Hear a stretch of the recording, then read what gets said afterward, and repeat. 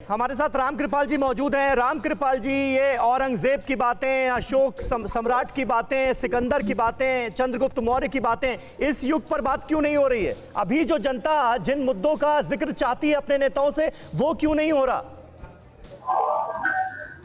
देखिए समीर जी, इंसान के पास पेट भी है और नाक भी है।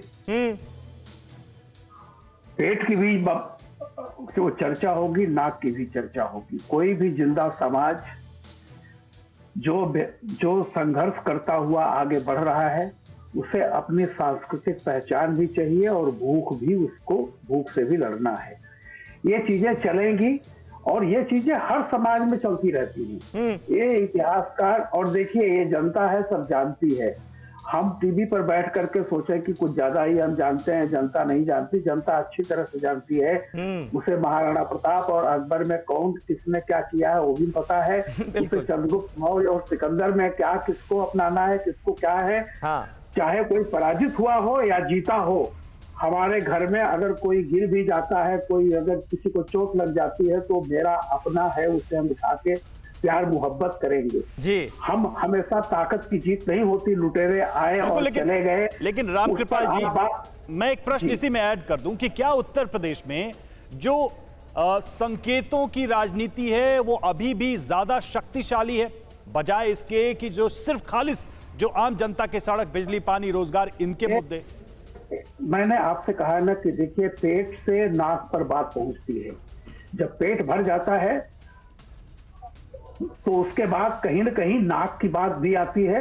और हमारा उत्तर प्रदेश नहीं, पूरा देश एक ऐसे दौर में विकास तो निरंतर सतत जनता अपने संघर्ष से कर रही है, पा रही है, लेकिन अपनी आइडेंटिटी खो करके कोई समाज जिंदा नहीं रह सकता।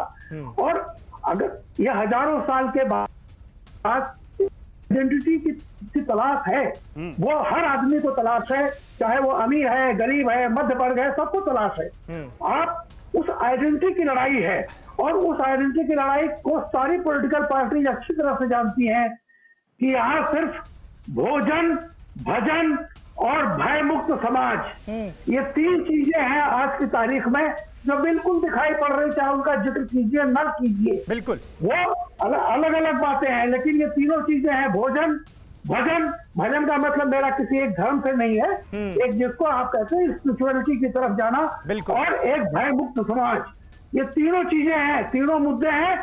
और जनता, विकास का मुद्दा जनता को ले जाना नहीं होता, वो तो रोज विकास के लिए लड़ रही है। वो जान रही है कि सड़क आई है, ठीक है। लेकिन एक बात जो उठाई जा रही है, अनुराग भदौरिया, जल्दी से इसका जवाब दीजिए, हाँ या ना में। जिस बात का जिक्र योगी आदित्यनाथ कर रहे हैं कि वामपंथी इतिहासकारों ने कई नायकों के साथ नाइंसाफी की है, ये आप मानते हैं या नहीं मानते? मैं तो ये मानता हूँ कि योगी जी को कम से कम इतिहास पढ़ना चाहिए, उनको समय देना चाहिए पढ़ाई लिखाई में। जो आए बाएं साएं इधर उधर बोलते रहते हैं, इधर उधर पढ़ के उनको किताबें पढ़नी चाहिए, किताबों में समय देना चाहिए, तो कम से कम उनको एजुकेशन के बारे में पता चलेगा, जनता के बारे में पता चलेगा, देश के बारे में पता चलेगा। मुझे लगता है वो सुनी सुनाई बातें बोलते हैं, उनको यही नहीं पता चलता है कि किसने किसको हराया था। तो अगर उनके हिसाब से तो सारा इतिहास ही बेकार है, तो पूरा हिंदुस्तान ही बेकार हो जाएगा भाई सारे इतिहास पे तो हिंदुस्तान चल रहा है। तो आप कहेंगे अंग्रेज यहाँ इस देश में आए नहीं थे, फिर कुछ दिन बाद बोलेंगे तो मुगल भी नहीं आए थे इस देश के अंदर में। चलिए अनुराग जी, पढ़ने की तो बहुत लोगों को बहुत जरूरत है, लेकिन सबसे बड़ा प्रश्न यह है कि उत्तर प्रदेश के चुनाव में मुद्दे क्या होंगे? अड़ी सोमवार से शुक्रवार शाम 6 बजे सिर्फ TV9 भारतवर्ष पर।